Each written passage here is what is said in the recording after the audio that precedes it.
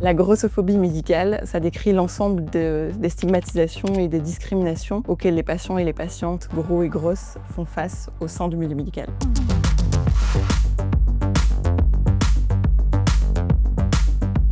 Il y a des aspects assez évidents qu'on peut facilement imaginer, notamment les préjugés, les commentaires dégradants, l'utilisation de vocabulaire insultant face aux patients et aux patientes gros et grosses. Parfois, ça peut être beaucoup plus